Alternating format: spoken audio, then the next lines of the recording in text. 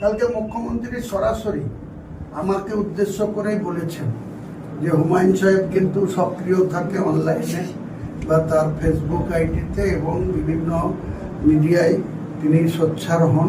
পূর্বতন সরকারের বিরুদ্ধেও হয়েছেন, এখনও তিনি সোচ্চার আছেন। কাজেই তিনি রাজ্য পুলিশের ডিজিপিকে উদ্দেশ্য করে বলেছেন যে হুমায়ুন সাহেব যেন আমার কাছে কোনো অভিযোগ না করতে পারে যে পুলিশ হাত পেতে টাকা তুলছে, এটা আপনাকে দেখতে হবে। তো সঙ্গে সঙ্গে সেখানে অনেকেই হাততালি দিয়েছে, আমি নিজেও মুখ্যমন্ত্রীকে হাততালি দিয়েছি, ধন্যবাদ জ্ঞাপন করেছি যে, এবং এটাও চিৎকার করে বলেছি যে এখনো আপনার পুলিশের কিছু কিছু অ্যাঙ্গেল দুর্নীতি মুক্ত নয়, তারা এখনো এই ধরনের কাজে যুক্ত। উনি আমাকে ডাইরেক্ট বলেছেন যে আপনি শুধু আমাকে ছবি তুলে কোথায় পয়সা তুলছে, কোথায় কে কোনো তোলাবাজি করছে, কাজে ওনার জিরো টয়লেটের সরকার, উনি কোনো রকম দুর্নীতির সঙ্গে কম্প্রোমাইজ করবে না, তোলাবাজি করতে দেবে না, তিনি ওপেন বলেছেন। আমরা এই জেলার প্রশাসনকে বলবো যে মুখ্যমন্ত্রীর বার্তা আপনারা গুরুত্ব দেন এবং আমাদের কথা শোনার দরকার নাই। রাজ্যের মাননীয় মুখ্যমন্ত্রী তিনি যে ভাষায় বলেছেন, যেভাবে ভদ্রভাবে বলেছেন, আপনারা সতর্ক হয়ে যান। পুলিশ প্রশাসন এখনো যারা ডাক মাস্টার রেখেছেন, ডাক মাস্টার বন্ধ করুন। আপনাদের যেভাবে যতটুকু আপনাদের সরকারি পাওনা মুন্ডা পান, তা থেকেই আপনাদের ভালোভাবে চলা উচিত।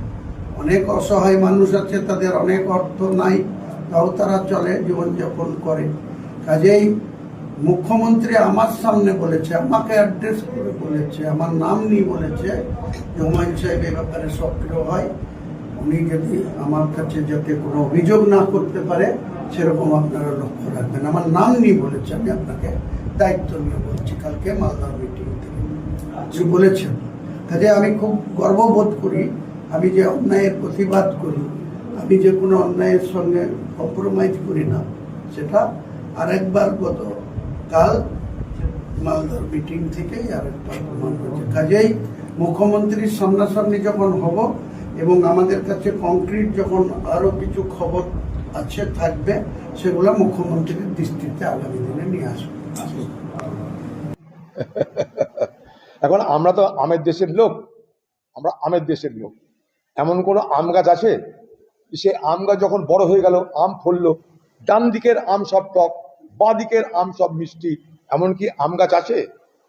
তা যদি না থাকে, তৃণমূল পার্টিটা তৈরি করেছে তো মমতা ব্যানার্জি, অর্থাৎ মমতা ব্যানার্জি তো আম গাছ, খোকাবাবু সে আম গাছের ডালপালা। তো যদি আম গাছের ডান দিকে মিষ্টি ফল, বাঁ দিকে টক ফল হয়, সেটা যেমন অবাস্তব, তেমনি এই সরকারের সব থেকে বড় চোরের নাম মমতা ব্যানার্জি। এগুলো তো চোরের সাক্ষী, বাটপার, চোটকাট চোর চপ। চুরি চৌর্যবৃত্তি শিখিয়েছে তো মমতা ব্যানার্জি সারদার আমল থেকে, মনে করে দেখুন। সব ভুলে গেলে বাংলার মানুষ কি করবো? তখন তো খোকাবাবু এই জায়গায় ছিল না। ফারাকটা কি, দিদি অনেক নিপুণ ভাবে চৌর্যবৃত্তি করেছে, আর খোকাবাবু নতুন জমানো লোক হড়বড় করে দিয়েছে, ডিজে বাজিয়ে দিয়েছে। দিদি রবীন্দ্রসঙ্গীত বানিয়ে চুরি চামারি করেছে, আর খোকাবাবু ডিজে বাজিয়ে চুরি চামারি করেছে, ফলে জানাজানি হয়ে গেছে। আপনার অল্প বয়স, উত্তেজনা বেশি। দিদির তা না, দিদি ক্ষমতায় আসে প্রথমে রবীন্দ্রসঙ্গীত বাজিয়ে দিলেন কলকাতায়, চুরিও চলছে, রবীন্দ্রসঙ্গীত বাজছে। তার আগে মনে করে দেখুন, সুদীপ্ত সেন, সেই কালিম্পং ঢেলো পাহাড়, সেই সারদা কাণ্ড, সেই সারদা কাণ্ডকে লুটপাটের ব্যবস্থা করা, বাংলার মানুষের কাছে কোনো আলোচনা নেই। খোকাবাবু খোকাবাবু খোকাবাবু করে, আরে খোকাবাবুর মা কে? খোকাবাবু তো কারোর সন্তান। আমি সরাসরি এটা বলছি না যে নিজের সন্তান, আমি বলছি যে রাজনৈতিক সন্তান। খোকাবাবুটা কে? খোকাবাবু দলের একটা নেতা, দলের মাতা কে? দলের মাতা মমতা। তাকে না ধরে হঠাৎ খোকাবাবুকে সব ব্যস্ত হয়ে পড়েছে। আমরা দেখেছি 19 জন বা কজন একটা সাংসদের সইওয়ালা চিঠি, তো নিশ্চয়ই লোকসভার স্পিকার সংসদের স্পেসিমেন সিগনেচারের সঙ্গে সব মিলিয়ে টিলিয়ে দেখবেন, ঠিক আছে।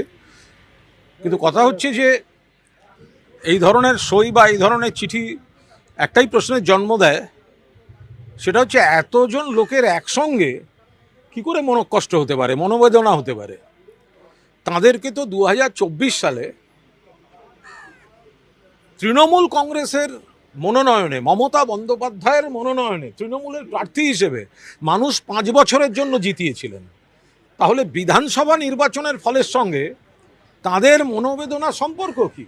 আর যদি তাদের মনে হয় যে কোথাও কোথাও একটু কিছু বলার ছিল, কোথাও কোথাও কিছু কারণ হতেই পারে, সেটা তো সেটা ভোটের রেজাল্ট বেরোনোর সঙ্গে তার কি সম্পর্ক?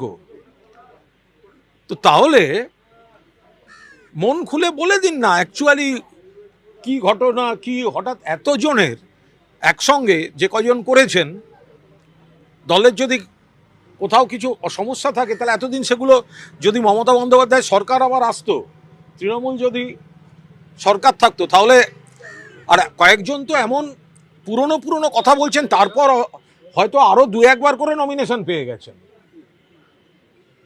হঠাৎ বুকে ব্যথাটা হচ্ছে মমতা বন্দ্যোপাধ্যায় দীর্ঘ সংগ্রামী জীবনের উপর যে মঞ্চ, তার উপর দাঁড়িয়ে সংসদে গেছিলেন, বিভিন্ন ধরনের কমিটি, বিভিন্ন ধরনের পদে ছিলেন। আর আমি লোকসভার যারা এইসব নাম দেখা যাচ্ছে, এই স্বনামধন্য বা স্বনামধন্যা যারা আছেন, তাদের বলবো রাজ্যসভার লোকেরা তো ইস্তফা দিচ্ছেন, তা আপনারা রাজ্যসভার মডেলটা ফলো করছেন না কেন? রাজ্যসভায় জহর সরকার থেকে সুখেন্দু শেখর রায় বিলম্বিত বাট দিয়েছেন, সুস্মিতা দেব, তারা তো তাদের সব মনে হয়েছে ঠিক হয়নি, ওনারা রিজাইন করেছেন, ইস্তফা দিয়ে দিয়েছেন, তৃণমূলের পদে থাকবো না। তো মমতা বন্দ্যোপাধ্যায় দলের আলোয় আলোকিত হয়ে, মমতা বন্দ্যোপাধ্যায়ের কর্মীরা আপনাদের ইলেকশন করেছে, মমতা বন্দ্যোপাধ্যায়ের ভোটাররা আপনাদের ভোট দিয়েছে, তো ইস্তফাটা দিয়ে দিন। রাজ্যসভা মডেল একটা, লোকসভা মডেল একটা, কি করে হবে? পদের এত মোহ, দল এত খারাপ, তবু তার সাংসদ পদটা রাখতে হবে। এত খারাপ দল, থাকা যাচ্ছে না, কিন্তু সাংসদটা তো থাকতে হবে। রাজ্যসভার মডেলে লোকসভার যারা আছেন ইস্তফা দিন। অশোক দেব আজকে তিনিও ক্ষোভ প্রকাশ করছেন অভিষেক বন্দ্যোপাধ্যায়, মমতা বন্দ্যোপাধ্যায়ের বিরুদ্ধে। অভিষেক বন্দ্যোপাধ্যায় খুব কাছের অশোক দেব। অশোকদা আমাদের খুব বর্ষিয়ার নেতা, আমারও ছাত্র রাজনীতির নেতা অশোক দেব। অশোকদা কি বলেছেন আমি জানি না, নিশ্চয়ই অশোকদা কি কথা বলেছেন বলবো। তিনি মমতাদিকে অত্যন্ত সম্মান করেন, অভিষেককে স্নেহ করেন। কোনো জায়গায় যদি তার কিছু মনে হয়, তার বক্তব্য, সেটা তিনি তো দলে আছেন, ফলে তার সঙ্গে তো কথা বলাই যায়। অনুব্রত মণ্ডলও তিনি বলছেন যে দিদির যে কি হয়েছিল 19 সালের পর থেকে জানি না, তিনিও দল ছাড়া ইঙ্গিত দিচ্ছেন বা রাজনীতি থেকে সরে যাওয়ার ইঙ্গিত দিচ্ছেন। দেখুন, অনুব্রত মণ্ডল অনেক ঝড় ঝাপটার মধ্যে দিয়ে এসছেন, মমতা বন্দ্যোপাধ্যায়ের পুরনো সৈনিক, তার মধ্যে